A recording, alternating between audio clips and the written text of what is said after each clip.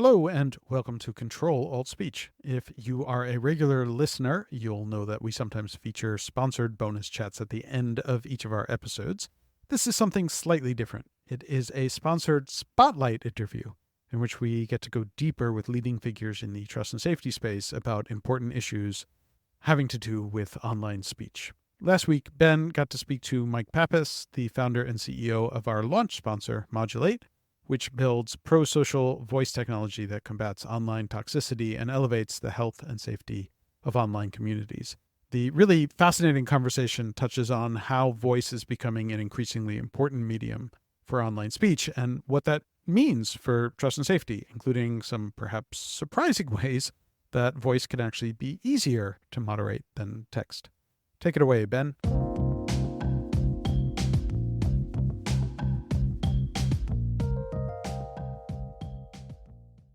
Mike, great to have you back on Ctrl-Alt-Speech. Thanks very much for taking the time today to have a chat with us. It's been a few months now since you appeared on the podcast, Modulate being this launch sponsor of Ctrl-Alt-Speech. How have things been in the time since we last spoke?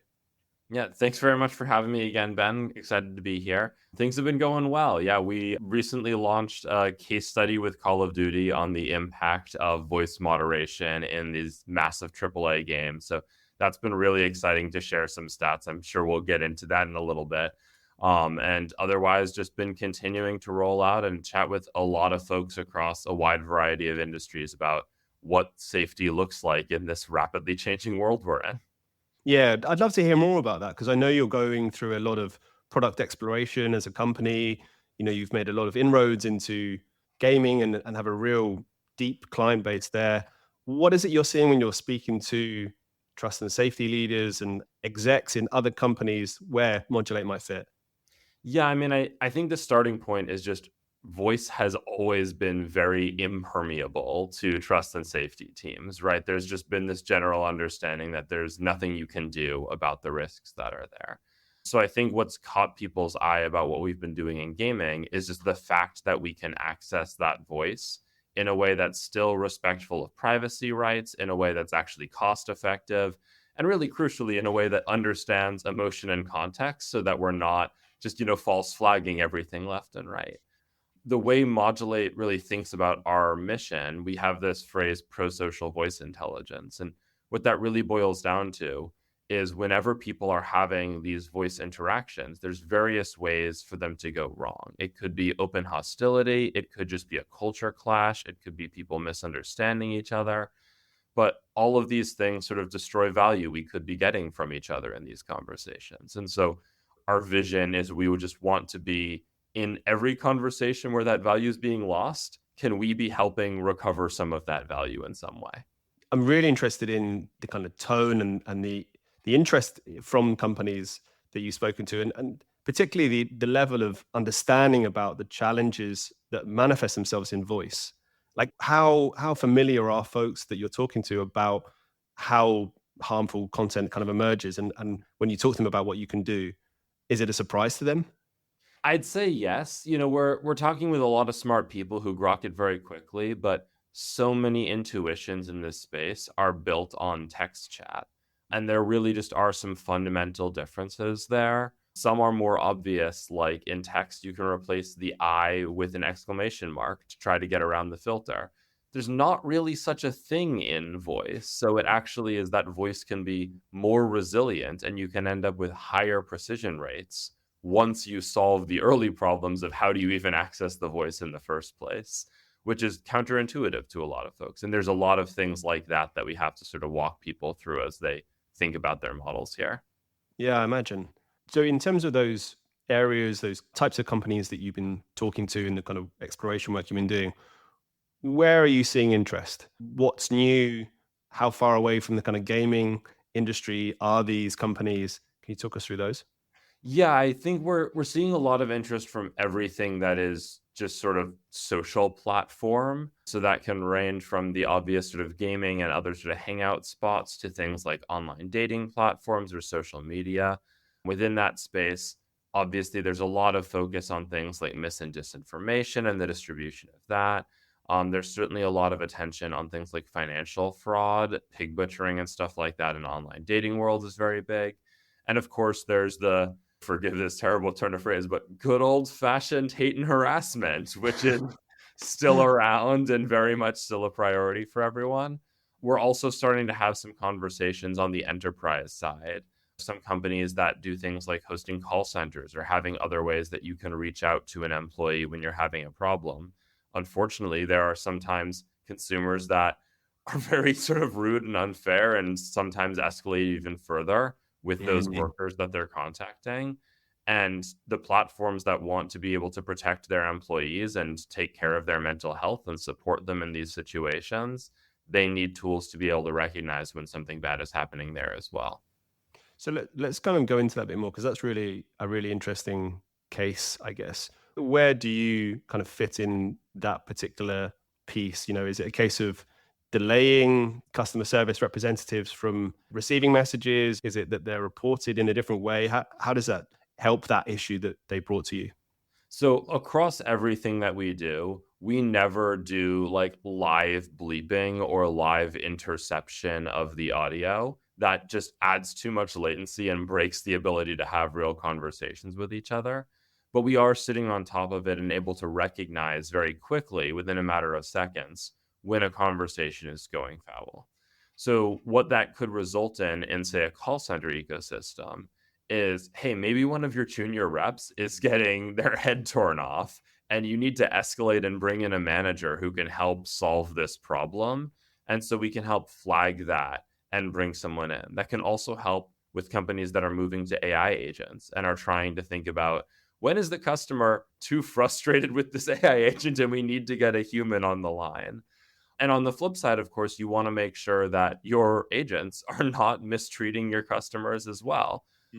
This is especially important on both sides in enterprise applications where you have physical interaction between the employee and the customer in some way. So a lot of gig economy platforms in particular have the ability for you to call some gig worker who you might end up physically interacting with. And if someone on that phone before the physical meeting is, shouting a bunch of slurs and threatening violence or whatever it is, you might want to cancel that order in some way. You might want to do something about that instead of letting what could be a really extreme harm come to pass. Yeah, I mean, those kinds of incidents are all too common in obviously food delivery and taxi services. Why do you think you're seeing an interest in among those companies now? You've existed as a company for a fair chunk of time. You've obviously focused primarily on gaming. What is it about the last few years or the current context that has seen these companies emerge and start to kind of want to talk? I think there's three major factors to that. A simple one is just we're making more noise now. It's easier to find out about what we're doing. And again, this is a very new space, being able to do this kind of voice analysis. So a lot of platforms just hadn't ever conceived of it as a possible thing to wish for. And it took us sort of making some of this noise, being able to talk about our work with Call of Duty and others that got enough attention on it. I think the second piece is it's no secret to say, the gig economy in particular has gotten a pretty bad rap over the last few years. There's a lot of real issues there that need to be resolved. But a lot of these platforms, they really do care about their workers. They're trying to figure out how to make something work in a very low margin space where they're constrained from a lot of different areas, and saying, hey, is there something we can do here that actually fits into this very sort of tight equilibrium that genuinely can benefit these people? That is something that there's appetite for. I think the last and most mundane reason is just that the industry is getting a little bit more mature. And we've seen this in a lot of spaces. Social media became mature before gaming, and gaming followed on a lot of that stuff. Gig economy is even more new and is starting to become more mature. So we're speaking to some of these platforms that are really just finishing up or even just getting into some of the most basic trust and safety work and starting to think about what's a level 2 sort of iteration of this. And that's just kind of the natural course as a new industry sort of finds its feet. Yeah, worth noting that obviously TrustCon is happening this week as this episode goes out. And I was reading that this year's conference has over 1,300 trust and safety professionals. It's the biggest so far. And, it's obviously, you're right, that this is an industry that's kind of evolving and growing. And even if platforms are maybe reducing the size of their trust and safety teams, that doesn't mean that there are other people thinking about these challenges and working with the platforms in different ways, such as Yeah. yourselves. When you're talking to these companies, Mike, you're trying to figure out their pain points, their problems. How do you prioritize yourself, which areas to explore as a company? How do you prioritize requests? How do you prioritize insights and start to build them into the products that you have? Primarily ToxMod, but I'm sure there are others. One piece of it is we have a pretty stern sort of ethical stance on what kind of voice analysis we actually feel comfortable participating in. That's come up even in the voice moderation space, where we've had platforms ask things like, hey, can you shut down all political speech and stuff like that, that we don't feel great about. And one of the very specific designs of ToxMod is that we will create the harm categories. We don't give the ability to create new detection types to our customers because we want to maintain some oversight over how they're using that tool. Similarly, without going into specifics, any listener can probably imagine some organizations that hear, oh, you could do voice analysis on all kinds of calls. There's some applications for that. We've gotten some of that inbound. That's some stuff that we're, very, very careful before we're going to get anywhere near those applications. And we want to make sure we're thinking about it. So that's, of course, one piece. The other side of it is, the simple truth that Modulate is a business. We need to make money. So within the bounds of what we feel is something that is ethical, is pro-social, is benefiting the world in some way, the next question is, what is ultimately the scale and size of that market? What is the kind of value we can deliver for people? Because if we're, pricing things in a non-exploitative way, the amount of money we can make is going to be proportional, not just to the number of people in the market, but the amount of value we're generating for those people. And so that's what we're really trying to unpack in each of these markets. How much good can we actually do for the average user here? Are you able to go into kind of how you do that? Because I think that's a really interesting dynamic that you talk about there. You get these inbound requests, or you talk to prospective clients, they have a particular need. What is the kind of mechanism by which you figure out whether this is something that Modulate needs to do? Because I think there'll be people listening to this episode and other episodes of Ctrl-Alt-Speech who are building similar companies, who are creating startups, who are figuring out how to scale and grow whilst also having a kind of ethical, principled approach to some of these questions that you raise. Can you talk a bit about how you do that without lifting the lid too much, I guess? Yeah, I think the key question is to start by asking, like, why are people coming together from both sides of the platform here? So from the perspective of a social platform, and I don't mean to, paint everyone with greed. There's a lot of other incentives here too. But again, companies need to make money. That part of their perspective is we're trying to create a space that people will want to come and spend time and ultimately spend money. That's part of what they're trying to facilitate. So from that perspective, you want to understand, how do they measure where that money is coming from? In games, that might be things like user churn or how long they spend playing in any particular game session, which increases the odds that they're going to invest in things like skins in the game that are in-game purchases. But you also look at it from the flip side and say, why do people play games? They don't play games because they want to give a studio their money. They play games because they're getting all of these social benefits from it. And there's tons and tons of studies on the positive impact that games can have. That'd probably be a whole other podcast episode to go into the weeds on it. But everyone sees these enormous benefits because of the opportunity to socialize with people you might not otherwise have immediate access to, the ability to really find people that you can quickly build deep bonds with. And so from the perspective of the players, we want to improve those financial KPIs for whatever platform we're looking at. But the way we want to do it is by making the player experience actually better. And so that's where, a trust and safety application works really nicely, because it's not, oh, we're going to be so malicious and greedy that we're going to make sure no one gets harassed. Hey, actually, we feel really good about making sure no one gets harassed. And the natural result of that is that if the ecosystem is a fun place for people to be, they'll naturally spend more time there. That'll translate into those KPIs. And then if we have a good understanding of what the impact of that is, we can translate that back into the actual dollar value of Modulate sort of standing on top of that platform and how much we're generating for it. And I'm using gaming as an example because it's the place that we spent the most time. Yeah. Obviously, you can apply similar lessons to everything from call centers. Why do people want to call centers? They have a problem. They care about how quickly they get their problem resolved. You can apply that same lesson. But also, again, pointing back to that Call of Duty case study we recently published, one of the stats I was so excited about there is in an A/B test, we found that a moderated space after 21 days had something like 30% more active and engaged users than an unmoderated space. Wow. And that's in a game with such dedicated players as Call of Duty. So Yeah. being able to point to something like that and say, we are actually not just improving your player experience, which is hugely important, but we're clearly improving the bottom line as well for every studio that we talk to. That's a huge part of our sales pitch, but it's also a huge part of our internal logic of, is it worth trying to go and sell to these platforms? Will that be impactful enough for it to make sense? Yeah. Okay. So you're figuring out what are the kind of similar metrics for those different industries in the same way that you've kind of isolated those for gaming, right? It's finding those equivalents.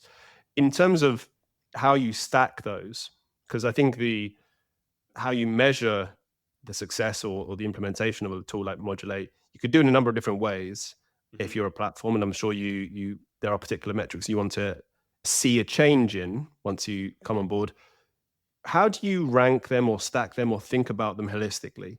Because it's always the case that you can try and optimize for one, maybe the number of incidents of hate speech or the number of reports, and you can have unintended consequences on others. So how do you balance those, and how do you work with the partners you have to do that? Yeah, it's a really interesting question. My first reaction, which might be slightly skewed to what you're getting at, so I promise I'll give you a chance to push me back on. But my first reaction is to talk about leading versus lagging indicators, especially because this idea of voice analysis is so new. Most platforms don't have a really rich understanding of even what's going on in their voice ecosystem yet. When we turn this on, whether for a call center, a game, an online dating app, whatever, it's probably going to take 3 to 6 months before you really see that change propagate through all parts of your community ecosystem, and you really get a full picture of how much value we're generating for you. But for a platform that needs to make a big purchase decision on, do we bet on Modulate for this long period of time, dragging that out 3 to 6 months can be painful for everyone. So we think a lot about what are leading indicators that are not necessarily the final answer, but give us a really strong prompt on what's actually happening here. So as an example, again, in the gaming space, the lagging indicator are things like player retention and engagement levels. That's the stuff we're really trying to improve. The leading indicator is how many instances of hate speech do you come across per hour? That we can measure immediately upon turning this on. We can see our immediate impact. We have a pretty strong hypothesis that bringing that number down is going to increase player engagement. Right. But it's always possible that, hey, we bring that number down, but also the game ships an update that messes up their user experience and players leave.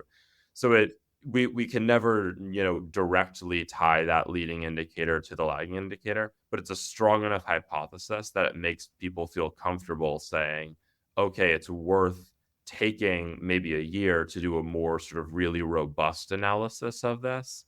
And that's where you get stuff like this case study from really investing that time and energy to get a really deep understanding of what's happening within your ecosystem. Right. And so I guess like the kind of ideal series of indicators, my pushback would be, what would you ideally have those be? If there are leading and lagging indicators, how would you necessarily in an ideal world frame those? I think the typical leading indicator is, what are the kinds of immediately bad experiences that we think lead to long-term behavior changes? Yeah. Okay. And we can note those down. Maybe it's exposure to hate speech. Maybe it's actually you submit a player report and no one responds to it. Maybe that's one of the bad experiences that we think leads to negative behavior changes. In that case, You might set different KPIs about how responsive can we be to user reports. But you start by working with the platform and saying, what would you bet are the couple like crystallizing moments that really harm your community experience? That's our leading indicators. And then again, the lagging indicators usually ultimately come from the finance team saying, what are the inputs into our model that tell us how we're actually economically doing? And once you have those two things on paper, you can start to draw up a specific plan for how to kind of combine those together over a more extended test. Okay, cool. And I want to have one more question about your, I guess, investigations into the wider market and where you see Modulate fitting. Are there other applications beyond hate speech, toxicity, where you can really make a mark, do you think? And I'd love to hear you kind of talk a bit more about the other types of harm that the Modulate and ToxMod are able to identify. But are there areas where you're seeing opportunities that the current models don't necessarily focus on, or are there new products that you think you can build out from what you've got so far? Yeah, I mean, the basic motif of what we're trying to build is sort of changing the proportion of different types of experiences people have. So that usually comes down to which experiences are really bad, which experiences are really good. On the bad side, hate speech and harassment certainly is one example. There's other kinds of bad outcomes too. I talked about things like misinformation, things like fraud and scams. There's also sort of more extended bad outcomes, things like grooming a child or radicalizing a disaffected teen, where those are particularly interesting because the victim in the early stages perceives what's happening as I'm being treated well, I have a new friend or something like that. So you're never getting user reports of that. So that's a whole new class of things to be detecting. So there's all that on the harm side. On the flip side, there's also the positive stuff. And something that we're working on with a couple of our partners right now is how can we identify your users who are really positive members of the community? In a gaming situation, that might be folks who coach new players and help them get more used to the game, or folks who are just really good sports, even when they lose, and make it more fun to sort of play competitively with each other. In a call center situation, that might be the reps who are able to diffuse a situation really effectively if a caller is really sort of frustrated with something, or the folks who are able to actually get a deeper understanding of where the customer's sort of motif is coming from and build a bit of an emotional connection with them instead of just reading through a script. So there's the benefit of being able to not just detect and reduce those negative experiences, but also detect those positive experiences, figure out what leads to them, and then see, can we do a little bit more to promote more of that sort of positive experience for the rest of our community? Really interesting. In an old world, I used to kind of moderate comment spaces on news sites, and we used to kind of, it's not the best job in the world. We used to kind of pull up the best comments into a kind of must-read section of the page, and we used to bring people into the newsroom to talk to editors and journalists they like. So I really like the idea of positively encouraging behaviors that you want to see more often. How do you think that will bear fruit in terms of the clients you work with and the products that they have? Like, what could that like manifest itself as? I think there's a huge potential for this. Again, most bad actors on any of these social platforms, especially, are not actually bad actors. They're not coming in with the intent to do harm. Again, sometimes it's culture class, sometimes it's kids just sort of being kids and saying some stuff. Sometimes it's someone who learned the wrong norm and thinks they're in a sports bar when in fact they're in a library. But getting that understanding of what kind of space are you supposed to be in, study after study shows that you get really profound changes in this. And one common example is just, hey, if you give people the notification, instead of saying, you did it bad, you're banned, but hey, this was a violation of the code of conduct. If you don't understand that, here's a little bit more explaining why that's a violation and what good behavior could have been instead. I think it was Apex Legends produced a study on that a couple of years ago where they saw an 85% drop in recidivism. We've been doing some pretty light work on that with Call of Duty. And again, in the case study, we find that I think like 8 to 10% month over month drop in repeat offender rate. So we're seeing really continuous growth and improvement of the community as they learn more and more what's desired of them, what's good look like. I think a lot of the reasons people aren't behaving better, again, it's not that they're trying to ruin people's experiences. It's just, frankly, no one ever taught them how they're supposed to behave in a world as diverse and multicultural and complicated and often emotional and competitive as the online world ends up being.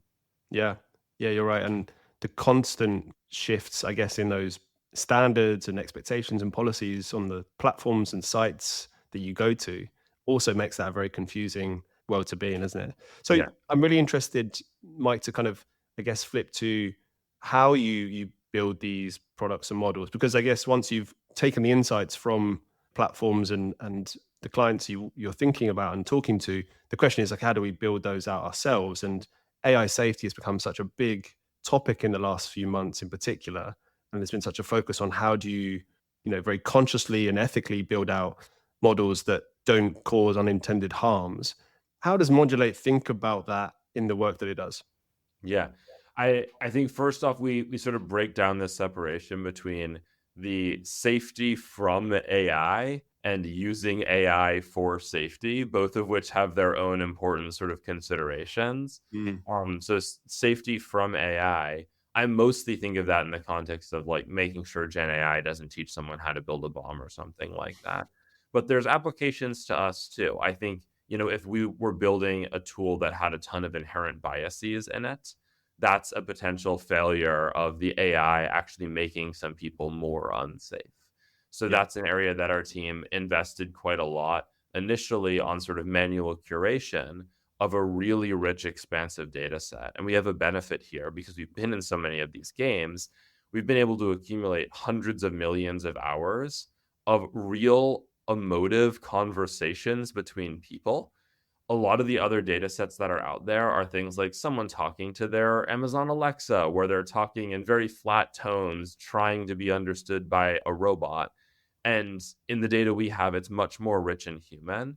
And so we've been able to build out a really strong data set there that spans all kinds of sort of diverse speakers, accents, languages, cultures, and allows us to make sure that we can routinely test our models and make sure that they are performing consistently across all those different demographics, different ways of using vocabulary. Flipping to, how to use AI for safety, a big area we think about here is people say context and it gets sort of overused, but the way we really think about it is harm versus behavior detection. So behavior detection is, did someone say the N-word? If so, let's do something about it. Right. Harm is, did someone cause harm? And the importance here is using the N-word isn't always causing harm, right? There's reclaimed uses of a lot of these slurs out there. There's other examples where the same sentence to one recipient is sexual harassment, but to another is flirting, depending on the receptiveness there.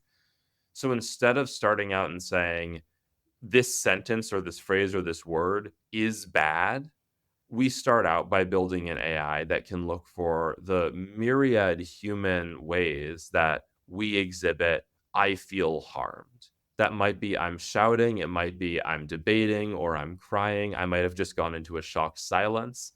But we can look for those early cues that say, I actually feel harmed. That's the bad outcome we care about.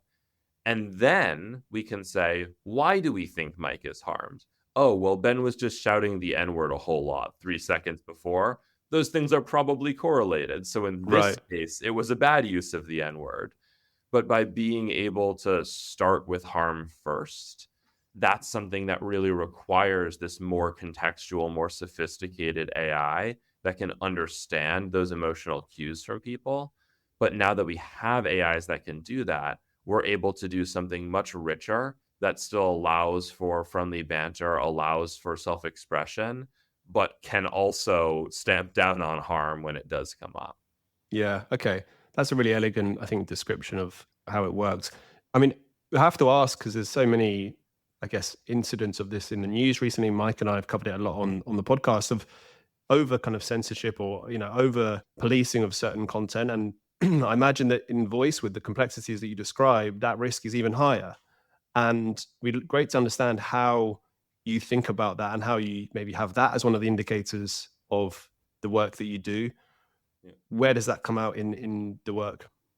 Yeah, I mean, there's a couple pieces of it. So the first is Modulate doesn't determine what is acceptable on a given platform. Yeah. Again, we do have some lines we won't cross in terms of things we will not help you detect. But take two of our customers of, Rec Room versus Call of Duty. Call of Duty is an M-rated game full of banter, full of competitiveness, full of violence. If you want to talk a little violently, if you want to throw around the F word a little bit as part of that banter, no one should be stamping down on that, right? You should be pretty free to do that as long as you're not clearly causing someone harm or intending harassment or something in a more directed way. In a platform like Rec Room, which has a much higher density of kids on it, is much more sort of social, there's less of a fundamental violence element. Someone Fewer saying, F-words. I'm going to hunt you down and shoot you is a very different kind of comment there. And so that's the first piece, is we work really carefully with each platform to understand what is acceptable. And something we push the platforms then really hard on are, okay, now that you've figured this out, tell your users. And there's a lot of platforms that will say, oh yeah, we have a code of conduct. Yeah. But what they actually have is a piece of legalese that none of their players can hope to penetrate. Right. And so their players don't know what space they're coming into. But if instead you say, all right, we have a clear understanding of what's acceptable here. Again, like, are we a sports pub, or are we a library, or are we a playground for kids? Being able to differentiate that really clearly tells people up front, is this the kind of space you were looking for? If you want to have a big, political debate with someone and get a little rowdy, is this the place for it? And so that's how I kind of think about censorship. For me, it's not about, can you speak on any one platform, any more than it's, you should be able to shout whatever you want in every building in the world. There are some spaces that should allow you to do that for sure. But each proprietor of their own space should have some control over what kind of behaviors are acceptable there. A healthy society should have a diverse set of those spaces that allow for all these different ranges. But that shouldn't be imposed on any single platform, as long as that platform is being clear and upfront about what kind of space they're trying to be. Yeah. Okay, great.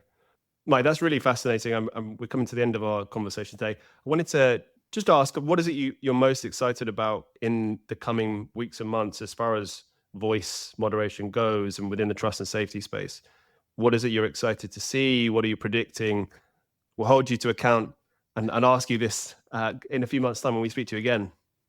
Yeah, I mean, I think one very, very selfish thing is, like, we're going to get to make a couple of pretty cool announcements here about this expanded set of applications where voice can really make a difference. So I'm very much looking forward to being able to tell those stories a little bit more openly. I also think there's a really interesting thing evolving in the world right now about voice as a user interface. We've had some of these moments before of, oh my God, chatbots are going to revolutionize UI. And then ChatGPT came out and there was the same thing. And it's certainly not the case that audio is the right user interface for everything. But I do think as some of these AI tools get better, being able to say, hey, you can consistently use your voice, whether you're talking to a person or an AI, adds a lot of simplicity, adds a lot of clarity to these kinds of applications, makes it easier to swap between in some cases, where maybe, say, for childhood tutoring, you can start with an AI talking to the kid and bring in someone who's a human who can give even deeper analysis as that kid sort of requires that guidance. There's a lot of interesting ways that you can sort of develop more interplay there. And what I think is really cool is, if you're mixing AI and human voice, it's all just audio. And so from a safety standpoint, from an experience standpoint, we don't need to do something really fancy to be able to tolerate that. It's something that just happens very organically as new sources of audio come up. So I'm excited to see kind of the new platforms that are emerging in this world, the new ways that people are using voice to create engagement with each other, especially because adding that, synthetic voice is in a lot of ways easier to just continue processing under the same paradigm we've already built. Right. as compared to other types of synthetic media that might need more sophisticated new kinds of tools being built around them. Yeah, really interesting. So kind of voice as a medium is finally here, and Modulate's here for it as well. Mike, thanks so much for your time today. It's been fascinating to chat to you. Really grateful for your time, and we'll speak to you soon. Same to you, Ben. Always enjoy the conversations. Thanks so much for having me. Thanks for listening to Ctrl-Alt-Speech. Subscribe now to get our weekly episodes as soon as they're released. If your company or organization is interested in sponsoring the podcast, contact us by visiting Ctrl-Alt-Speech.com. That's CTRL-Alt-Speech.com. This podcast is produced with financial support from the Future of Online Trust and Safety Fund, a fiscally sponsored multi-donor fund at global impact that supports charitable activities to build a more robust, capable, and inclusive trust and safety ecosystem.